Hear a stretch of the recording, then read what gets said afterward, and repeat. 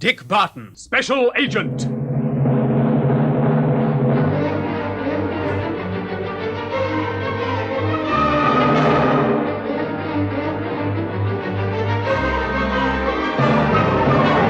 A new secret weapon of indescribable power has been invented by 2 British scientists. This weapon is now in the hands of Wilhelm Kramer and his gang. So are the 2 scientists. The one, James Thurgood, has joined Kramer of his own free will, but the other, Sir Archie Wrangle, has been kidnapped by Kramer and taken to his new hideout. Here, Kramer and Thurgood begin to torture Sir Archie Wrangle in an endeavor to obtain the secret formula. We must get this information out of Wrangle, and quick. There's only one thing left, Kramer. The drug? Yes, he won't talk any other way. We'll have to give him the truth drug. In his weakened state, he should react quickly and favorably. If I administer it now, just before he returns to consciousness, it won't have time to wear off before we question him. How long will it take? Oh, not long at all. Pass me that needle, will you, Kramer? Thank you. There. My hand! Look, my hand! All right, Kramer, don't move. What? Why, it's friend Barton again. Oh, nice shooting, sir. Look at my hand! Lucky it wasn't your head. It's bleeding fast. Oh, shut up, Thurgood. I'm afraid you've upset Mr. Thurgood, my dear Bart. Take a look at Sir Archie, Jean. Yes, of course. Snowy, just make sure our friends aren't armed. I will. Now then, up with your hands. Now that's lovely. And what do you hope to gain by this, Barton? This house is full of my men. That's all right. The place is completely surrounded, Kramer. If I remember rightly, you had me completely surrounded in the tea warehouse, Barton. How is he, Jean? Looks as though he's coming round. They've been knocking him about, though. Look at these marks on his face. Wrangle was so obstinate, Miss Hunter.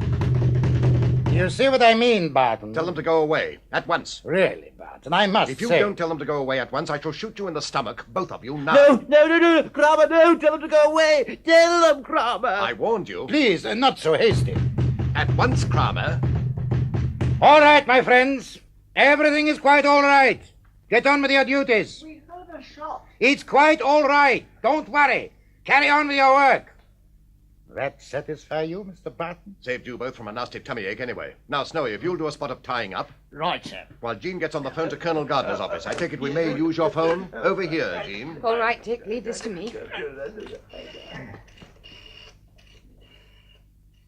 I don't like it at all, Hans, not at all. But the leader said it was all right. I heard There's him. something very odd going on in that room. That's all right, Professor. The leader and that scientist fellow have been giving the old boy the works. Yes, but they wouldn't shoot at him. I know.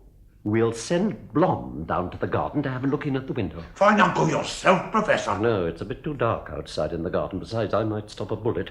But Blom is different. Yes. He may be a half-wit, but he's strong enough to deal with 6 normal men. Blom!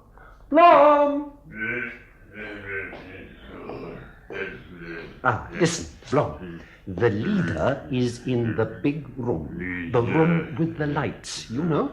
Good. The leader is in danger. Go down to the garden, look in through the window and find out what is wrong. Quickly. Blom, the leader is in danger. Good. If anyone is hurting the leader, Blom will tear them to pieces. We'll soon know what. Any luck on the phone, Jean? They think Colonel Gardner's just got back. They're finding him. Useful instrument, the telephone, Mr. Barton. Very. How are you getting on, Snowy? Just got James Thurgood nicely tied up, so now we'll start on friend Willie here. Why all this roping, my dear Barton? After all, you hold all the trump cards. You say the house is surrounded. You're too slippery a customer, Kramer. Or would it be more truthful to say, Barton, that you 3 are here alone, in view of the fact that you were only just now notifying Gardner of the position? You talk too much, Kramer. I think you better be gagged as well as tied. Hello? Hello? Is that you, Colonel? Yes? The Colonel's on the phone, Dick. Jean here. Yes. Hello, Jean. What's the news? We're at Lodge Hall. You know the address? Yes, I know it. Thanks to you. So Lodge Hall is the new hideout. Yes, and we urgently need... Hello? Hello? Hello? What's the matter? Line's gone dead. Hello? Hello? There is a door now. So you are here alone, Barton. And it's late at night. Very unwise. We shall see about that. At least you and Thurgood are at the wrong end of a gun, Kramer. Why was the telephone cut? Unless someone in the house suspects. Oh. The lights have gone out. Don't move, Jean. Or you, Snowy. Right, I'm holding Kramer. Now listen, Kramer. Shout for your men to put on the lights again. I didn't tell them to put out the lights. I want the lights on again, quick, and I'm past fooling. Go on, sir. Shoot him in the stomach. I most certainly shall, and I mean that. Keep talking, Jean, so that I know you're over there. Don't worry about me. Colonel Gardner's got our message. He'll be here any time now. And I'm not afraid of the dark. What's that, sir? That heavy breathing sound. It isn't Wrangle. Keep talking, Jean. I'm quite all right, Dick. Don't worry about me. I'm perfectly all right. I'll keep on talking, just as you say. Jean! Jean! Right, Kramer, you asked for it. No, don't. I'll tell them. Professor! Hans! Blom! Put the lights on! Do you hear? Put the lights on at once! Ah, that's better. Now we can see. Where's Miss Hunter, sir? She's vanished. Yes, but not for long.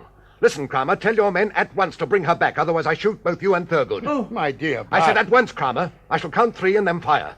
How very melodramatic. Surely. 1. Oh, be sensible, my dear Barton. 2. He means it, Kramer, you fool! No. 3. I'm sure that... Ow! Ow! That was only the fleshy part of your leg, Kramer. Next time it'll be your kneecap. Kramer, don't be a fool! 1. Professor! Hans! Blom! Bring back the girl! Quickly! 2. Quickly, you fools! Bring her here! You'll pay for this, Barton. Oh, my Lord, sir, look. Look, he's got Miss Hunter by the throat. She's unconscious, sir. Kramer, tell him to put her down, you swine. Put her down. Put her down, Blom. Mr. Barton, listen to me. Who the... Do not shoot the leader, Barton. Sounds like that professor bloke again, sir. The man in the Homburg hat and the Macintosh who we met that first day. Are you listening, Barton? If you shoot the leader, Blom will break the girl's neck. On the other hand, if you shoot Blom, I shall shoot the girl. I suggest you drop your gun and take your orders from me. Oh, looks like he's got the whip hand, sir. If I were you, Barton, I'd obey the professor. If you look at Blom, you'll see he's getting carried away by it all. Violence of any kind affects him that way. He's quite likely to break the girl's neck without knowing it. He doesn't really know his own strength. Blazes. I could put a bullet through your stomach, Kramer. In which case, Barton, the girl dies immediately, and you and your companion and Wrangle die later. I think you had better be advised, Barton. If he's covering us with a gun, why doesn't he shoot us, sir? Because, my good fellow, friend Barton is holding the leader so tightly that any bullet aimed at Barton might conceivably hit our leader, a contingency I am anxious at all costs to avoid. Drop your gun, Barton. Blimey, look at the big fella, sir. He'll choke Miss Hunter. All right, Kramer. You win this hand. There's my gun. Tell that devil to loose the girl. Blom, put down the girl. Put her down on the floor. I think she's still alive, but she seems to have fainted. Now, come along in, Professor. You did very nicely. Keep Mr. Barton covered. I should like very much to shoot Mr. Barton. If you wouldn't mind, I dislike him intensely. So do I, my dear Professor. But I feel we may need him for experimental purposes in the near future. A good idea, Kramer. We must try the secret weapon on someone. Why not Barton and co? Untie my hands, Professor. A pleasure, Mr. Thurgood. Better let me go now, Barton. There you are. Thank you. Quite a nasty little wound on my leg. I'm sure you're going to be very sorry about it eventually. In the meantime, that and that is something on account. By a cowardly lot of rats, sir. Never mind, Snowy. Our turn will come, old son. Let's have a look at poor old Jean. Don't move, Barton, or I shall be forced Oh, to... shoot and be damned. Hello, Jean, old girl. You feeling better? Right, I'll... Don't shoot, Professor. Don't spoil this affecting reunion. What happened? An unpleasant gentleman tried to choke you. Oh, yes, I remember. I did my best to shout. Oh, Dick Kramer's got a gun. Yes, he's leading by a short head at the moment. Not for long, though. Colonel Gardner, I is he... certainly hope so. Yes, we all expect that Colonel Gardner will be on his way with loads of police constables. But I am afraid that once again, Plan 2 will go into operation. Call it Plan 3, if you like. A new hideout. And Colonel Gardner will find that the birds have flown. There's no time to lose, Cromer. Don't worry, Professor. I think we shall be safely on the way before our friend Gardner can do very much. The cars are already outside. Good. Get the men together then and tell them to be ready for an immediate getaway. Plan 3? Of course. Plan 3? Plan 3. Plan 3. Plan 3. Listen, Professor. You will take Barton and the girl and Barton's companion in one car. Yes, sir. And I myself shall take James Thurgood together with Sir Archie Wrangle. Listen, Cromer, Wrangle is in no fit condition to be moved from this room. You can see it's sheer cruelty. Be quiet, Barton. For humanity's sake, Cromer. Oh! I said be quiet. Now then, Thurgood and Blum, you two get Wrangle into our car. Right. Come, Blum. Do take care. The old man's awful. Why, you... Brave man, friend Cromer. Not afraid to strike any woman, providing she can't hit back. Okay, Jean, Cromer will have that one back with Don't interest. bother about me, Dick. It's that poor old man being dragged about. No good appealing to their better natures, my dear girl. They haven't got any. Now listen, Professor. It's quite conceivable that Colonel Gardner may arrive too soon or may pass us on the way, recognize us, and come in pursuit. If so, the rear car, that's the one that you will be in, Professor, will swerve at the first corner or fork and take a different route. But why? I don't understand. So that Gardner and his men will follow the rear car, whilst our car proceeds on its way undisturbed. That is our usual arrangement. It is unlikely, Professor, that Gardner will recognize our cars unless some outcry is made by the prisoners in your car. You will take adequate steps to prevent this. But of course. Just what those steps are, Professor, I leave to your inventive mind. And I'll bet little pasty face can think up something nice and tasty, too. I expect so. All ready, sir? Thurgood and Wrangle in the car? Good. Well, I leave you to make your own arrangements with your prisoners. Their hands are tied? Yeah, good. Don't be long, Professor. Now, listen, Barton and all of you. I have here a claw. Just a rather beautifully made little claw, you see, made of steel, exquisitely made. So what? I shall not gag any of you, but if circumstances arise which tempt any of you to cry out, well... Well? If the lady calls out, you, my dear Barton, will taste my claw down the side of your face. If you or your friend cry out, why, then the little lady will feel its caress. It's very sharp indeed. It would mark anyone for life. Come along, let us adjourn to the cars.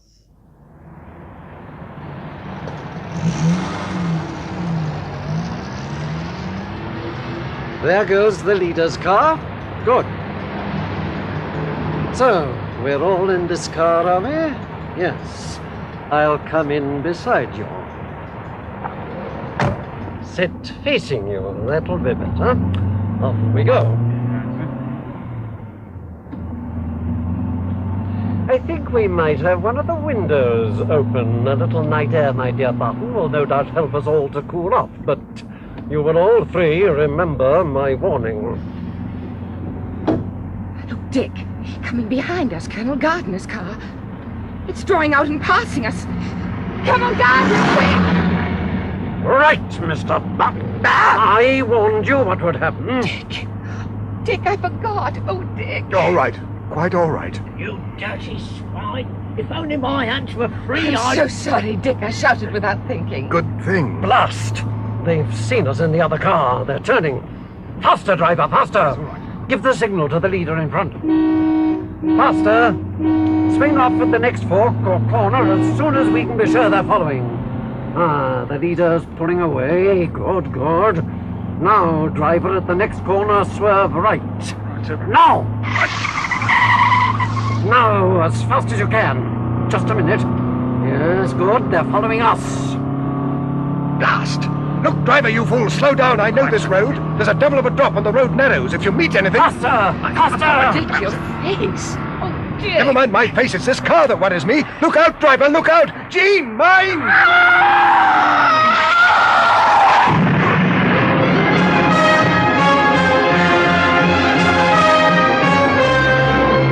Has the car crashed? Have Barton and Jean been injured? Has Cromer escaped? If so, where to?